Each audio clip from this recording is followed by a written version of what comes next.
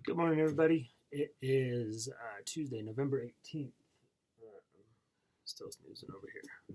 Just kind of waking up, kind of seeing what the overnight was doing and how we're kicking off this morning.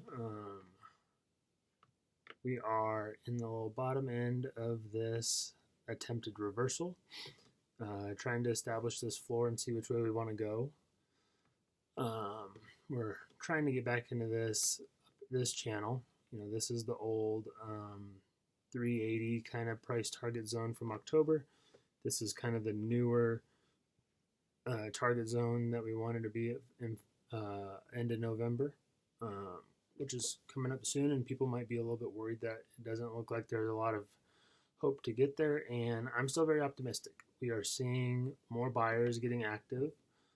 More people are jumping on board and wanting to participate in the investment side of the project and not just the mining side. We're getting added to exchanges more frequently now, and that's bringing in new money. Something that I kind of noticed from viewing the project and being part of this, I've been in this since December, and the investment side and the market side was never the strength. There's a very strong backing for the mining community and the mining project. And in the early stages, it's hard to build a market. And when you're building a market from zero, there's zones you're going to have to go through. There's pullbacks that you're going to have to go through, which will test your faith in the price and your conviction in the price. And I think there's plenty of faith in the project that I am not worried about the price action of what we got going on right now, because those who are the backers and believers that support this project on every one of its milestones and goals is gonna step in and be rewarded, for the faith and support in the project at this stage. So with not as many active buyers and not as many active investors, the last couple months we've seen that these big jumps into real huge money and liquidity zones is creating the profit taking, and then you're getting the short-sighted early profit takers and makers that are kind of pushing the price action down, because it's harder to build a support mid-air when there hasn't been enough support built in this $3 range.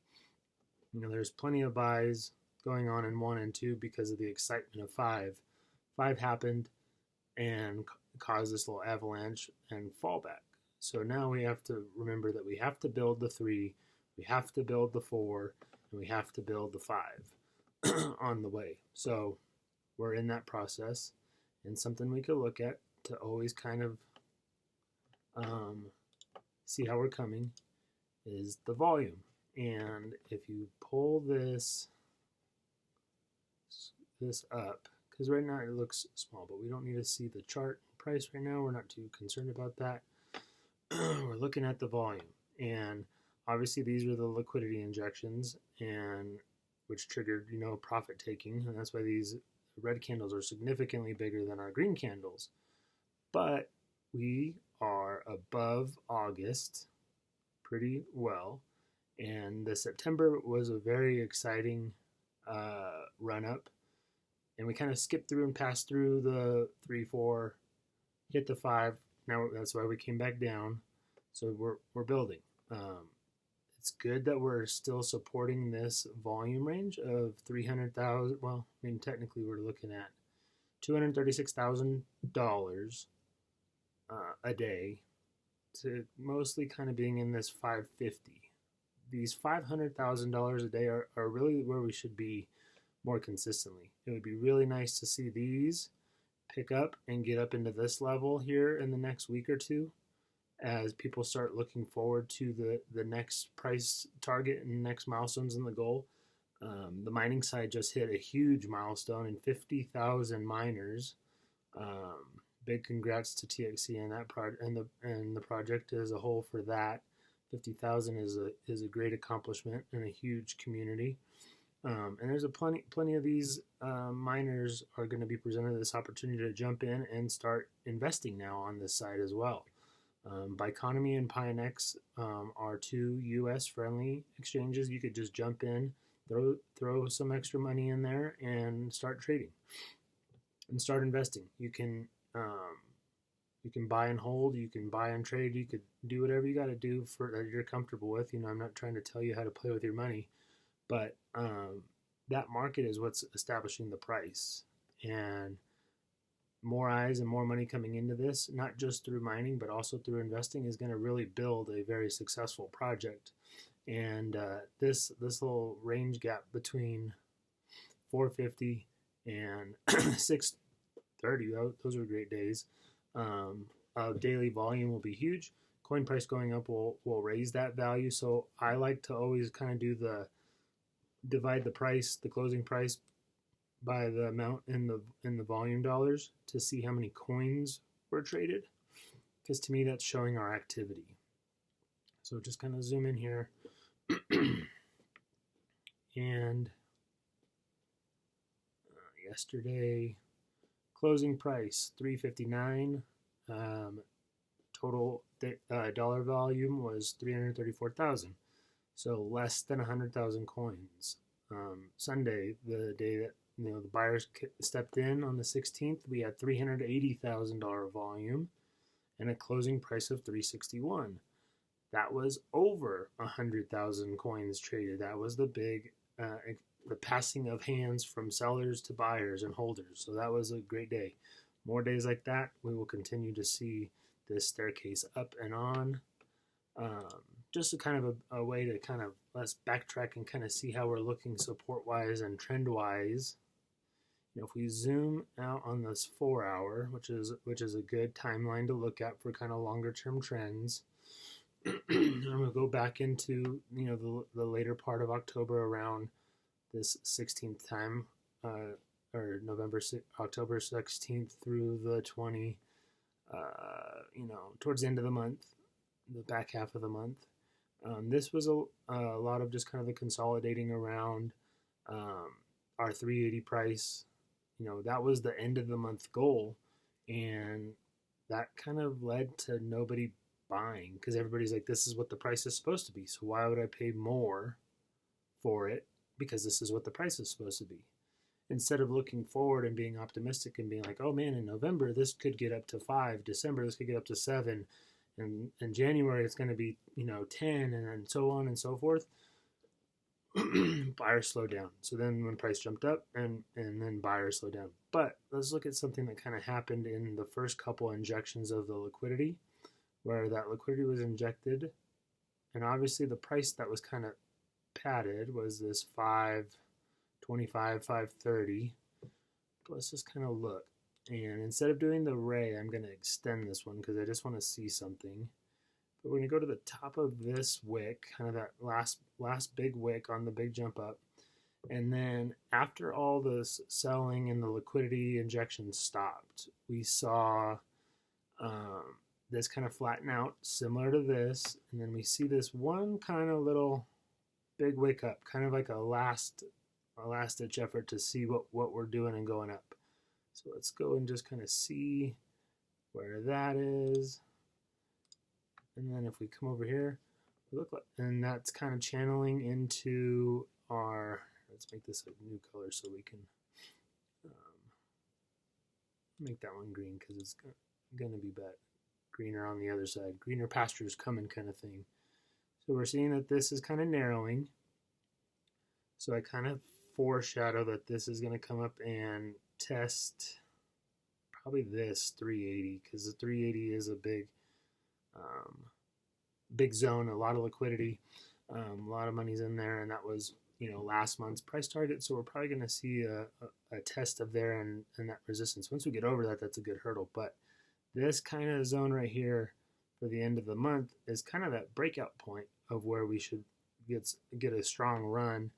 And we should run through this pretty quick, because we have had a ton of solid buying amongst it. But I see that this is kind of narrowing, We have this little recent kind of support line. As long as this holds, we're going to see a test here soon. But just for fun, let's zoom out to the 24-hour, the day. Oh, wow, how ironic. Look at that. Didn't even have to move it. That lines up perfectly with our crazy run up to 715. If that doesn't give you any kind of confirmation of this line being our resistance point, that's kind of bringing us down. So when this came down and we broke over it right here, right? There's going to be a draw to it. These long-term lines or these resistance lines will always be a magnet. And where we failed it was this big push through. So we tested it here and a test there, and had buyers stepped in here, we would have pushed price action up, which would have broken this downtrend and kind of dissolved it. But what happened is we tested it and then didn't break out. There was no strong confirmation, because if you look at from this point where we missed the opportunity, I'm just going to do a ray. I do want to line it up with that, but I kind of want to see where here lines up. I think it's going to line up with this one, it looks like. So go right there. It's a little bit through, but that kind of lines up with this. Yeah, that's probably where we were. I know it cuts through this zone, but we do have the test, and then the test, and then it came back, and then the test here. So there is a lot of multi-touches through this, and while it's not showing that this was support, I did kind of pick it in the middle, because that is a crossover of what this one to this one and extended through was. So just so I don't confuse anybody, I'm going to do another one just so we could see that this was still a support line here. I don't want to confuse too much. I'm going to make this one be white just to make it, and see that ironically lines up with where we just touched. So this long-term trend is intact. So we're going to see a test of either the support here or the resistance here. And the short-term one is obviously built in and kind of riding it right now. I would love to jump on this train track and follow that one. But kind of back to where I was talking about on this, where this kind of trend path came through. We did touch here, which is where the liquidity injection came in, and sentiment change, boom, run up. So then if we follow, the price was a magnet to test it again, tested, passed. We wanted a breakout here. The daily moving averages showed resistance, did not break, came back for a retest and failed and fell through here. So November 7th was unfortunately where sellers took full control of the market, and now we're below this. So now we came up, tested, and now we haven't even and then we came down all the way to our 380 kind of previous support before we came back up, trying to establish another uptrend, failed, and then we fell back down all the way after the double rejection, all the way down to our long-term support. So we have this long-term support, this long-term downtrend. If we make them both white, because those are both our long-term points, from when a downtrend was established, uptrend was established, and we are looking at the end of the month as obviously a pivot point. You know, we expect maybe another liquidity injection to boost up the market as the market shows its strength and that it's capable of holding that next level. Right now we have to get above this. The push has to get us up into this $4 range and get over the old 380 kind of on our own. The market showed that it could hold it off this sell-off, but once we hit this liquidity supercharged the downtrend down, and that pushed us back to our old self. So we are not out of the regular. There's nothing crazy that says any kind of trend is broken. We're still following a very typical market. I don't know how many people have been actively trading other cryptos or other stocks and stuff, but these are all very typical patterns and the growing pains of a new developed market. This is something where started from 0 coins out in the market. They have to be mined first, so that's why the importance of the mining development first. Build the mines, and get active miners, because we have to have the creation of the coins and have to build that community. 50,000+ strong is huge, and those coins are now starting to flow into our traded market, and now that market and the dynamics are all kind of growing. There's almost 59 million TXC that are out there. Majority of them are in cold wallets, because we've already looked at the volume and seen that we're only circulating around 75 to 85,000 coins a day. More recently, there's been a couple times of 100,000 coins that we've touched, but that's a kind of a rarity, and mostly from selling and taking profit. So getting up to, I'm gonna just because it's a percentage, number. If we have 58 million, I would love to be at $580,000 of coins traded. Obviously that might put us in that upper $5 band, which is going to be 100,000 coins a day. Imagine once the growth of this really takes off, and the scale at which the mine grew was slowly and then exploded. Now we have to think that the lagging part of that is the trading market of it. That market community is right behind the mining community, and it's growing as well.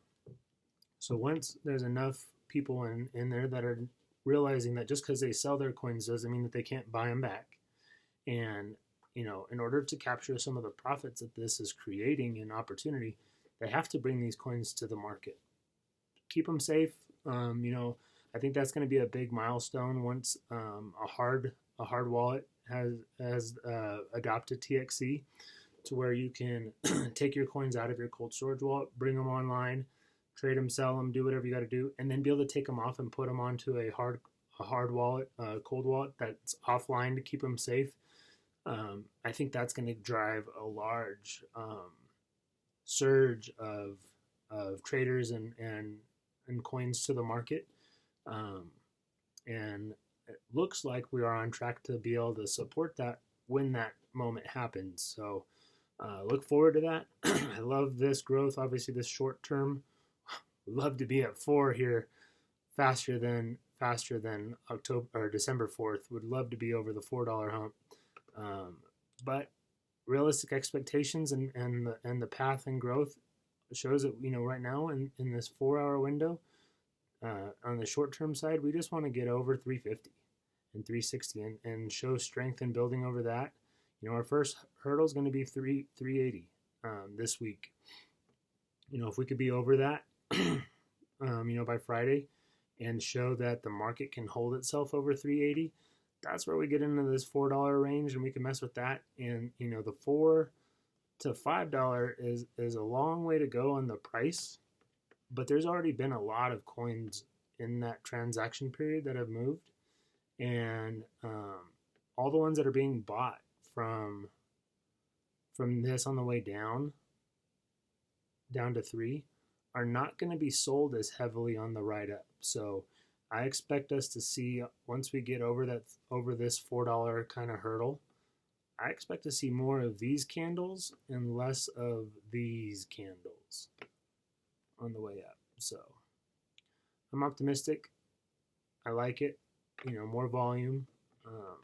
Another thing I've kind of talked about a little bit is the reported trading, and why our volume right now is primarily on DexTrade. DexTrade is a tier 3 non-reporting exchange. Doesn't report its reserves, doesn't show its full order book, and there's a couple other stats that they don't share with CoinMarketCap. Doesn't mean it's shady, doesn't mean it's a bad exchange, doesn't mean you're at danger per se, but as far as where big crypto investors are going to play and have their money that could bring liquidity into TXC and get more investors that are not just miners, is going to be on these bigger exchanges. Bitmart and MEXC are the two biggest ones that TXC is listed on that are tier 2 that report, not all stats are directly, but they are a tier 2 partial aggregate reporter. Biconomy Pinex are also tier 2. I'm not familiar with if Jew.com is. Pickle we established as kind of the foreign version of, or international version of Pinex, and then Uniswap is the exchange, or the converter, swap converter, mostly for WTXC kind of stuff. But these ones right here, getting them to surpass Dextrade in the volume will go a long way with getting eyes of investors on TXC, and that's going to be money that doesn't have to come from the miners. For the miners to profit and for these early investors to profit without going against miners. The Dextrade is just miners only, probably. There's not a lot of big boys out there in the world that are using Dextrade to build their crypto portfolios. So, Bitmart, MEXC, Biconomy, Pinex, I'd love for these two to be our top volume, considering that they're the U.S. friendly ones, and TXC is a U.S.-based crypto. Nothing against my international mining associates of the community and all, but I think the biggest support for the program would come from U.S. based. So you can always transfer your tokens without selling them too. If you do have some on Dextrade or one of these other ones and you want to be more active, you can just transfer them without selling and not have to take the fee or anything. So something to consider. If you want help on doing any of that, I can help you. I could show a video or just walk you through it. I think there's already a couple really great videos for that in the resource tabs on the Telegram channel and out there on YouTube, so they probably even explain it better than I do. But just wanted to get a little morning recap kind of the last 24, 30 hours or so, and get us started for today. We're going into a pivotal week, I think, where the market's going to show its strength and show that over 4, the market built and supported itself, and that would be probably a green flag to the TXC folks that, hey, if you put more liquidity in there, we promise we're not going to sell it all off, and we can build and support this on the track to, not just the 530, but the 750 by the end of the year. I think is a great goal, and I think it's not impossible. I think we could see it. Especially as more and more investors are coming in, more exchanges, and the project continues to grow. Again, congrats on 50,000, such a huge milestone. I bet this next 50,000 comes a lot quicker than the first 50. So hope everyone has a good day, and on to the next one.